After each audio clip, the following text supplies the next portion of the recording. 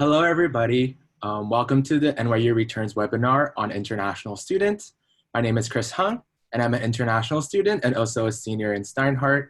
So with me today are Sherif Barsoum, Associate Vice President of Global Services, Samantha Johnson, Senior International Student Advisor and SEVIS Compliant Advisor, and Leanne Tsuruda, Associate Director of the Office of Global Services. So Sherif, Sam, and Leanne, thank you for joining us today. Would you mind taking a moment to describe your office and your roles? And Sherif, would you mind starting? Sure. Thank you, Chris. I am very happy to be here today with everyone. I just want to tell you a little bit about Office of Global Services.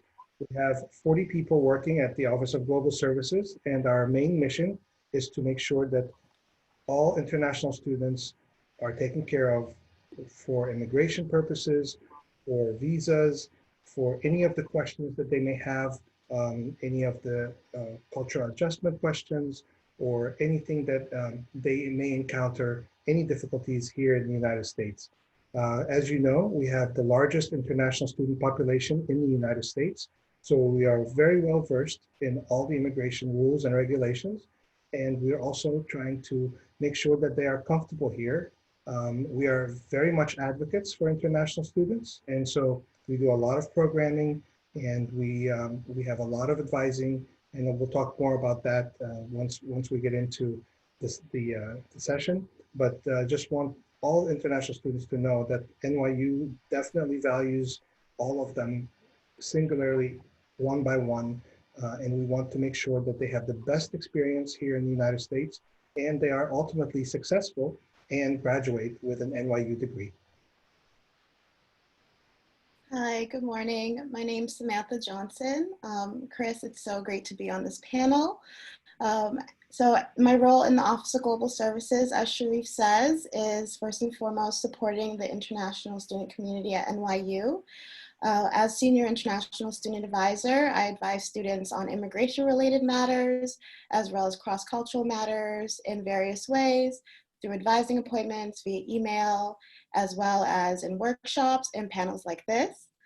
And also I work on our office's SEVIS compliance team, and I assist with making updates to F1 and J1 visa holders' immigration records as it relates to their program and biographical information. Hi, Chris. My name is Leanne Tsuruda. Like you said, I am the Associate Director for Newly Admitted Student Services. I'm really happy to be here, and thank you so much, Chris, for facilitating this conversation and this FAQ. And my main goal, aside from everything that Sam and Sherif talked about, is to assist newly admitted students who need the I-20 or DS-29 document to apply for their F1 or J1 student visa. So I mainly manage that process within our office. Thank you all again for introducing yourselves and being here today. So before we begin, I'd like to remind everybody that's here that we'll be starting off with some questions that were submitted in advance, and we'll also be taking questions from the audience at the end. If you have a question, please click the Q&A button. We'd like to remind you that we'll only be answering questions about international students today. So if anyone asks a question that will be better answered in a future webinar session, please know that it'll be passed along in future sessions, and it'll be answered with other panelists. So let's get started today. The first question is, for all of you, is that can you please bring us up to date on the latest guidance from ICE, US Immigration and Customs Enforcement, and how it impacts NYU international students? Sure. So before I get into that, I just want to mention that all the information that we're sharing here today is valid for today, essentially. And as we go through these questions, you'll see that a lot has changed over a very short period of time. So this is a great resource. I know that this webinar is going to be recorded. I also want to point to our website, OGS's website. We have COVID-19 FAQs. We do webinars still. We'll have one this Friday, actually, about what is happening in the world of immigration for our students. So it's always best to refer back there for the most up-to-date information. But for the question that you pose, a lot has happened, like I said, over even the past month, and I do want to acknowledge how difficult that has been for our international students. It's been a very trying time. It's been a bit of a roller coaster, and OGS is here to support you in any way that we can. So July 6th, ICE guidance came out basically requiring all universities that are hybrid, and that is what New York University is set up to be for the fall, that all students have to be enrolled in at least one in-person course. That guidance has since been rescinded by the government. So it is now okay for students to be enrolled in all online courses. This is continuing students. So I'll talk about initial or newly admitted students in a minute. On July 14th, the US Department of State basically announced that they're beginning the phased resumption of visa services.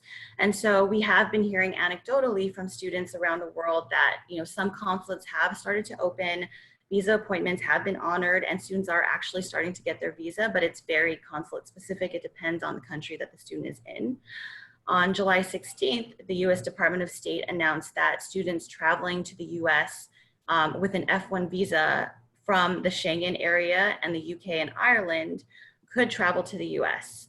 And then J1 students would be able to travel as long as they get an exception request to travel to the US. And so this is in regards to, you know, the travel ban that affects students in that area. And then just this Friday, as you can see, a lot has come out. Just this Friday, additional guidance came out regarding new or initial students who intend to pursue a full course of study that is purely online in the US. The guidance basically said that these students will likely face issues with the Department of State and possibly Customs and Border Protection, and that these students should be looking to enroll in at least one in-person, also hybrid or blended, that's all considered like in-person or under that umbrella, should be enrolled in something like that if they want successful entry to the US. So we'll talk a little bit more about that later. I don't know if Sam has anything to add about the recent updates. I just want to echo what you were saying in terms of that there have been a lot of changes, and that of course, like as of right now, this is where we stand with the ICE guidance. But we're definitely responding to all students' concerns, new and continuing student concerns, and providing guidance as needed. Thank you both so much. So following up on that question, in light of the new guidances, will students need new I-20s or DS 2019s? So there was earlier guidance that did say that they would need, perhaps need updated I-20s or DS 2019s, but with the new guidance, new I-20s or DS 2019 is not needed as of right now. Yeah, I just want to emphasize that that guidance that came out in July 6th, which had stated that a remark would be necessary on the I-20s, that was the guidance that was rescinded. So it's not required. And for students who, I think there was a little bit of a delay with consulates not quite being on board with this change. You know, we are hearing that consulates are accepting applications, I-20s, without this remark. So, yeah. Thank you so much. All right, so jumping to the next question. For students who are taking all remote classes this fall from their respective home countries, will it impact their visa status? Sure. So you do not need a U.S. student visa in order to begin your studies remotely or outside the United States. The visa is only necessary when you're trying to enter the U.S. to begin your studies. So for example, if you will be doing Go Local or studying remotely in the fall, you do not need a visa for that time period. You will, however, ultimately need a visa if you're, planning to enter the U.S. in the spring semester or beyond.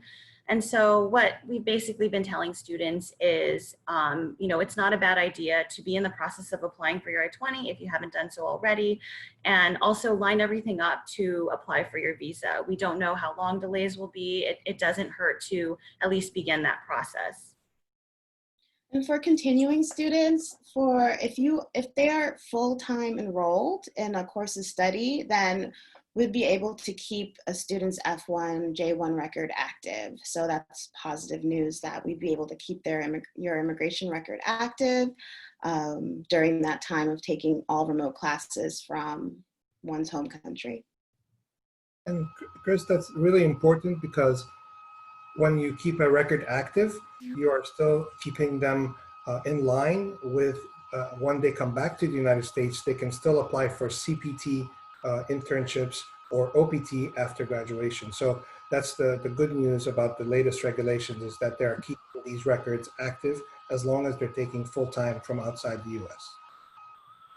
Thank you to all three of you. So following up on that question a little bit, for students who are coming back to New York City, what should they do if they cannot get a visa before they are due to arrive on campus? So if you plan to arrive to the United States after the program start date as indicated on your I-20 or DS-2019, and you can actually check the front page of your I-20 and DS-2019, you will see the program start on there. We would have to change your start date. You're expected to arrive by that date listed on your I-20 or DS-2019. So we actually have an e-form of sorts on our website. It's called the Submit My US Entry Plan e-form. And that's basically a way for you to communicate with our office if you cannot arrive by that start date. So, you know, for example, we have students who have determined that they will go local for the fall semester, or they will study remotely, and they were already maybe issued an I-20 for a fall start. So you would use that, you would communicate with our office through that e-form to let us know, and then we can update your I-20 accordingly depending on what your situation is. I want to reiterate that when you're making these updates or asking for these updates, it's very important to remember that it's an academic and an immigration question, right? So if you're thinking, I will be studying remotely my first semester, you want to be in communication with your academic department. If you are thinking you will defer to a future semester, you will also want to confirm that that's okay academically. And we follow suit. We will update your record according to your academic plan as approved by your department. So a lot of students are asking questions about arriving during fall, but late. Like, I cannot arrive by my actual program start date, which for most students, the fall semester starts September 2nd. So I cannot arrive by October 2nd. Basically, if you fall into the situation, the 30 days that we're talking about is the safe date. That's the date that, you know, within the regulations, we can register your record. You will, you know, be fine to qualify for OPT, CPT, what Sherif was talking about, and we'll go into more detail later on. If it's beyond those 30 days, that's when we would really encourage students to think about the go local, defer, study remotely option. But you can also reach out to your academic department. You can talk to us directly about your particular situation. We're happy to work through your scenario, your case, to help you come to, you know, the best decision for you for your academic program. Thank you, Leanne. And like Leanne just said, we'll definitely answer more questions about OPT and CPT later in the session. So jumping back about the visa question, would NYU able to help fast track student applying for visas? Sure, that's a really good question. Unfortunately, NYU isn't in a position to, you know, fast track or help students get earlier appointments or get their visa entirely. What we have been telling students and encouraging them to do is to, you know, monitor their specific consulate website for earlier visa appointments to see if there are emergency appointments available too. A lot of consulates have criteria for emergency appointments on their website. So unfortunately, it's very consulate specific, so I can't talk broadly of, you know, the criteria. But for example, what we have seen is some consulates will say, you know, if your program is set to start within 60 days and there are no visa appointments available, then you are in a position to ask for an emergency appointment. If you haven't had a visa denial in the past 6 months, that's usually another set of criteria. I want to mention that OGS is happy to provide some sort of support letter for you for your emergency appointment, for a regular appointment, for your entry into the US through Customs and Border Protection. Also, a lot of your departments have been, what I've been hearing is that they've been writing support letters for students too. And a department support letter is great because they can often talk to or speak to the nature of your program, why there might be in-person components that are really important to have the student here for. They might even be able to talk about you specifically as a student and your qualifications and what makes it so important for you to be here. So that's those letters or support letters can be helpful potentially if you're in that situation. But I think bottom line is, keep checking your consulate website, see if appointments open up for you. Thank you so much, Leanne. So lastly, for many students who wants to return to the United States, many of them are in a country, there are currently travel restrictions. In order to enter the United States, what should they consider if they want to try to return in the fall? There's so much to consider, and we understand that travel restrictions are adding additional challenges to our international student population, and there's so much to keep track of. And so one way that we're helping international students at OGS is to keep track of all these things. We provide updated information about current countries from which travel is restricted, and that can be found on the COVID-19 page emergency page for international students. And we keep that updated as any changes that happen. So that's a great resource for international students to check and see if there's any travel restrictions that apply to them, or if they've been lifted or modified. And also please note that regardless of where you are, as long as you're a full-time enrolled student, your SEVIS record will remain valid. So if that's a concern about needing to return to the US in the fall, as long as a student's enrolled full-time, we can maintain the immigration record, and as Sherif said earlier, maintain eligibility for OPT and CPT when you are able to return to the US. As of July 16th, the Department of State has indicated that students traveling from the Schengen area, the UK and Ireland with valid F1 visas do not need to seek a national interest exception to travel. Students with valid J1 visas should contact their nearest embassy, or US embassy or consulate, as soon as possible to initiate an exception request. And students who do not have valid F1 or J1 visas planning to travel should try to schedule an appointment with their nearest embassy or consulate. So as a reminder, while US embassies and consulates are beginning to resume routine visa services, there may be delays in appointment availability. So that's something to keep in mind when making these appointments, and to consider when wanting to try to return to the US in the fall. And J1 students should also, this also applies to F1 and J1 students. So to be clear, I'm sorry, to be clear, Sam, F1 students do not need to apply for this exception, correct? Only J1 students. Exactly. They do not need to seek a national interest exception to travel. Thank you. So this is really great for our F1 students from that region. And so for initial students, we're still looking at that start date that's on your I-20. And so like Sam said, for continuing students, we're not so concerned about that. You don't have to arrive by your start date because your start date has been in the past and you're a continuing student.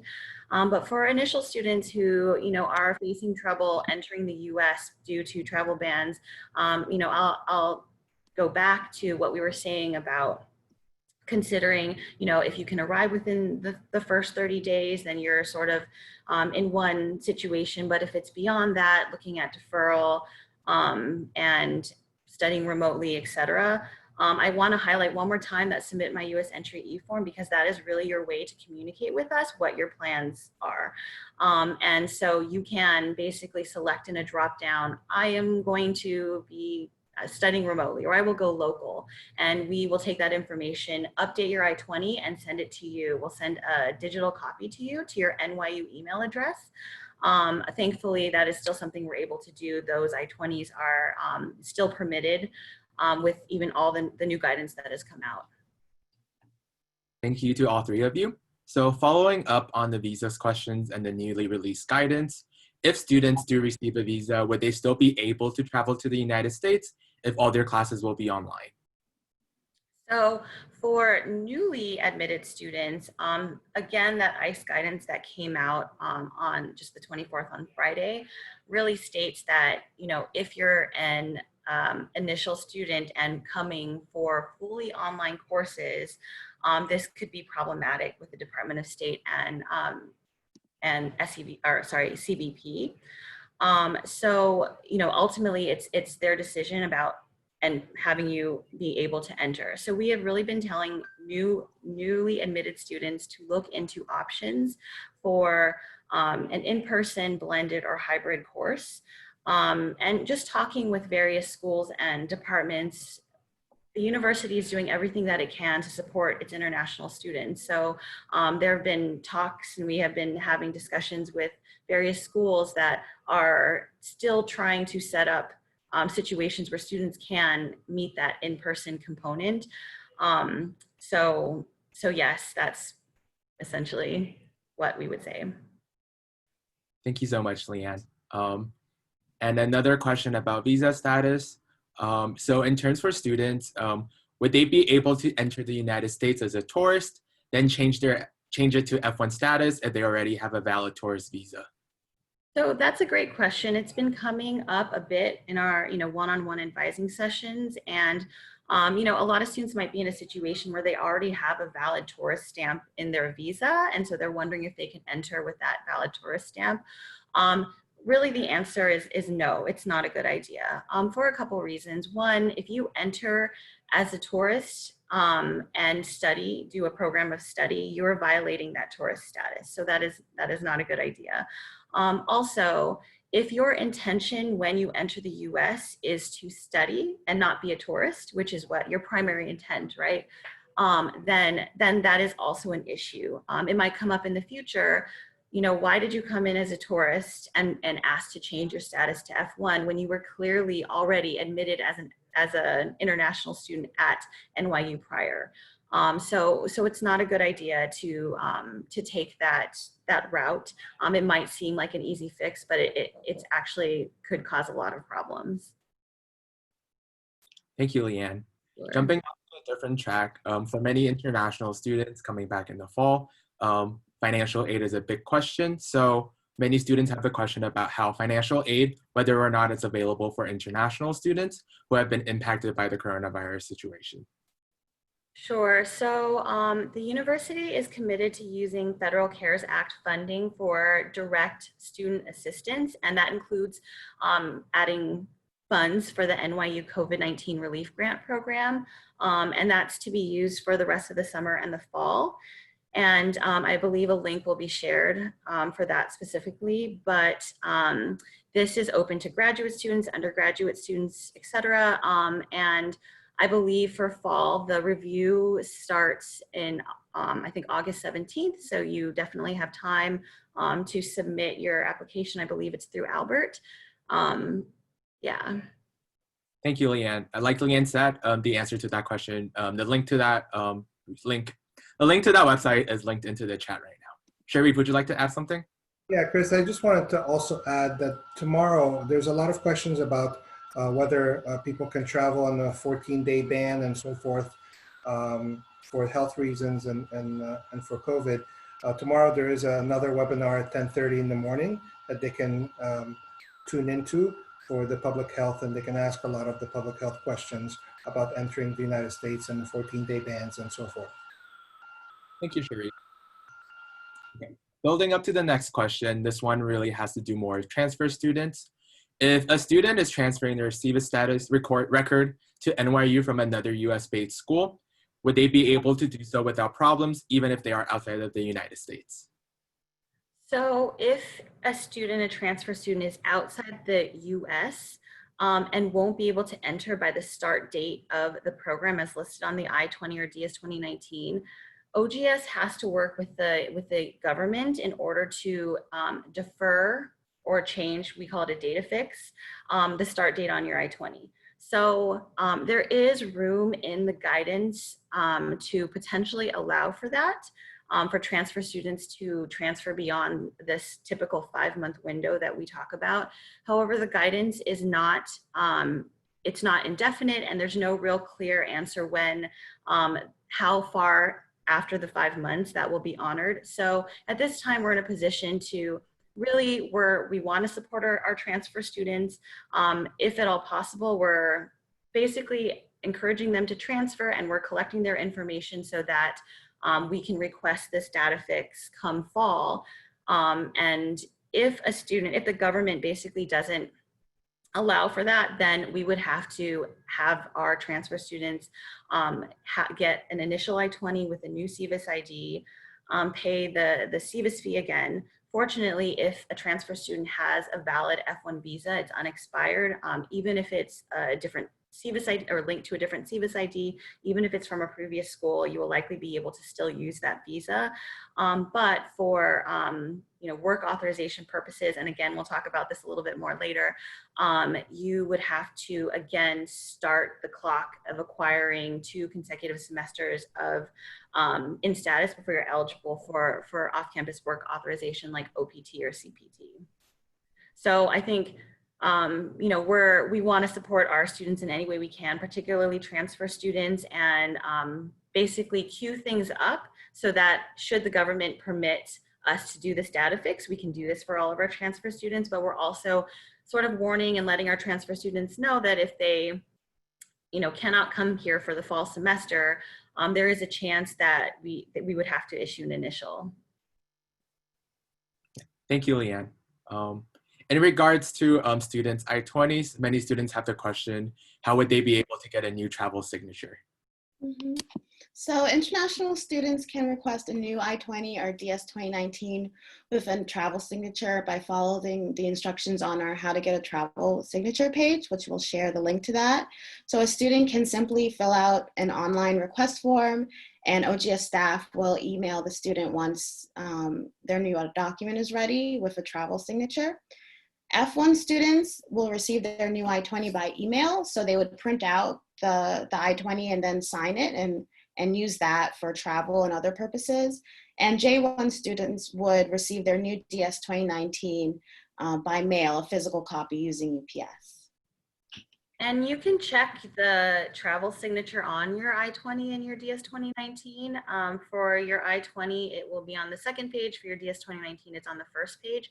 And so you can see when it was signed by a DSO in the past, and it should be valid for a year, as long as your program goes for a year beyond. Thank you both. And like Samantha said, the link to request a new travel signature is located into the chat right now. So the next question, what is the 5-month rule and how am I affected by it? How would students be affected by it?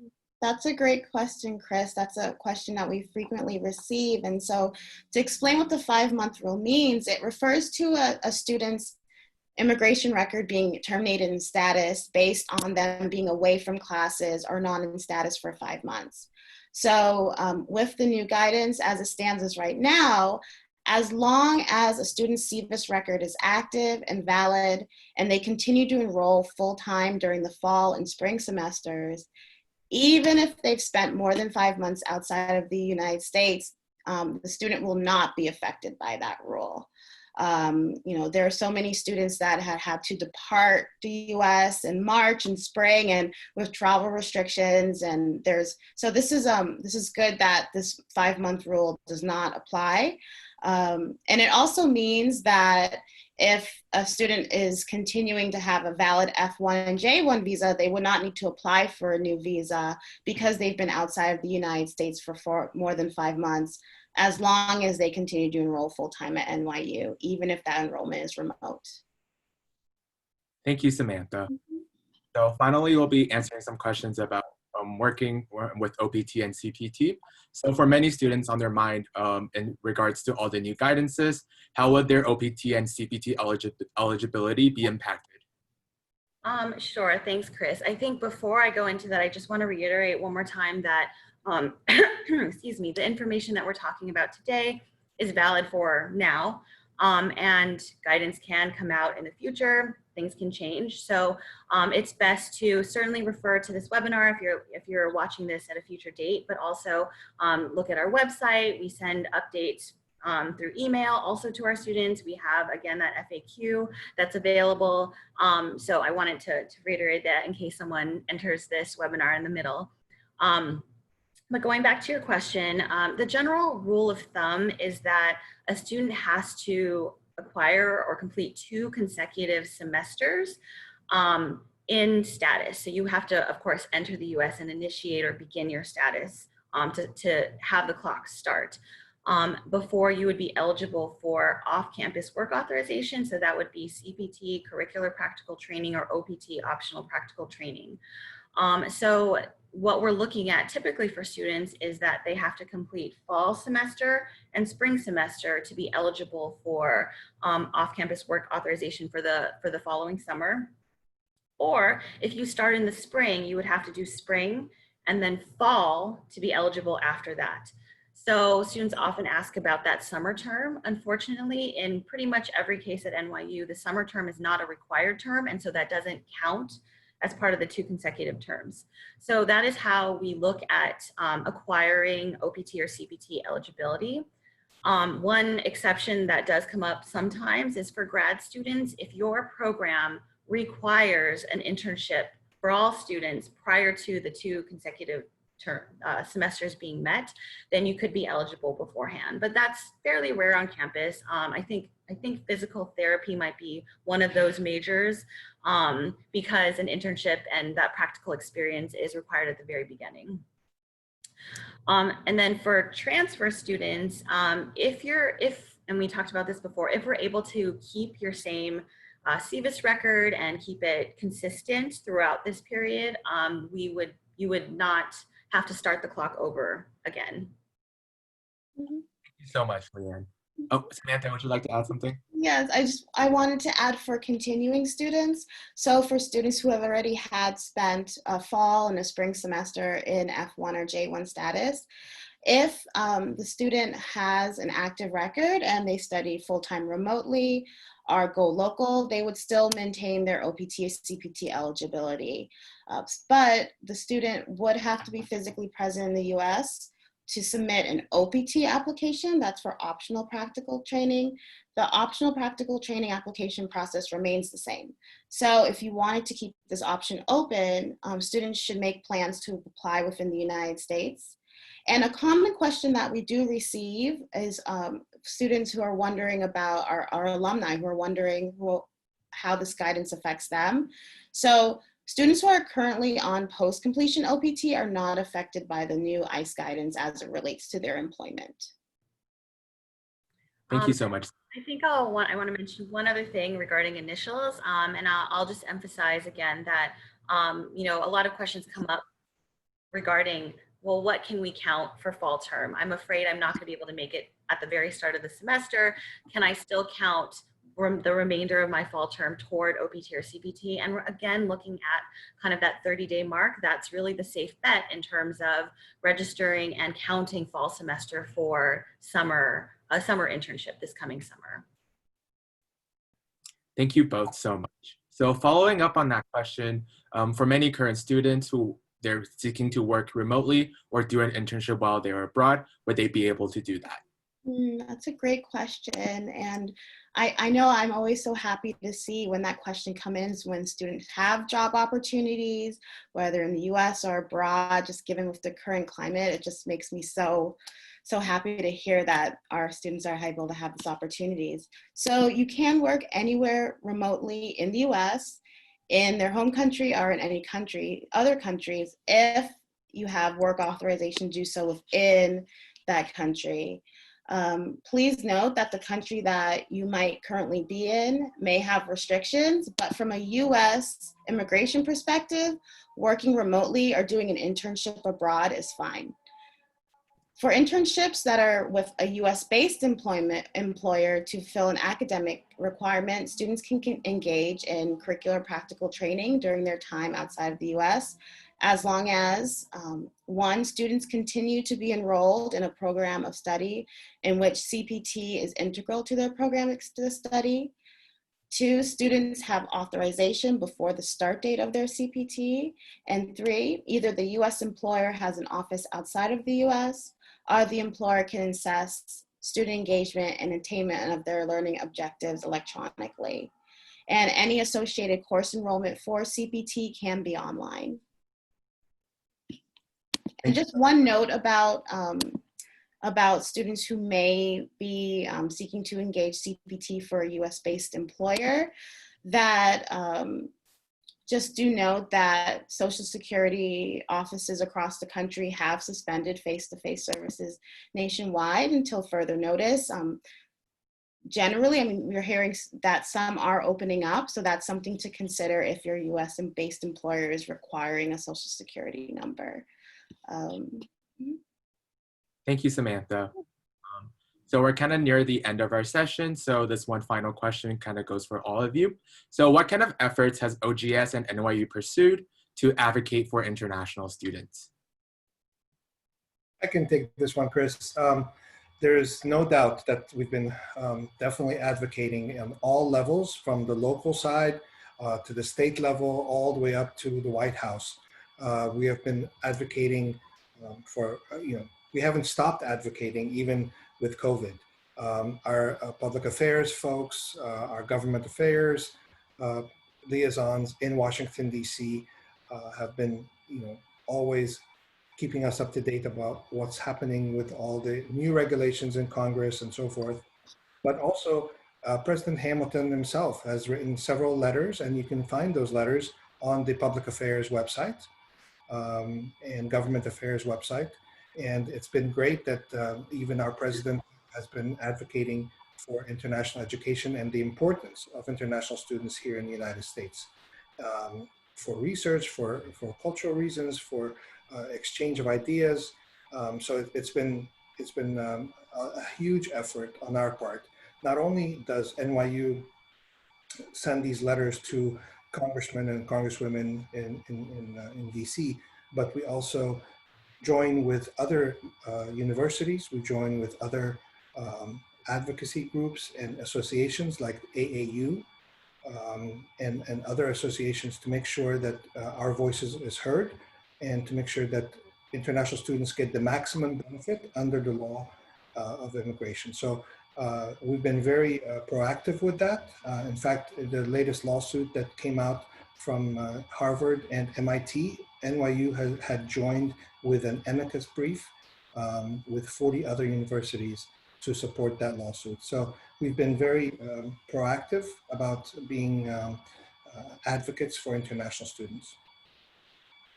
Thank you so much, Sherif. So that's pretty much all the time we have today. So Sherif, Leanne, Samantha, thank you so much again. As we're wrapping up, do you all have any final thoughts to share with the group today? Just a reminder that we have over 100 Zoom sessions, Zoom advising sessions for students to sign up for.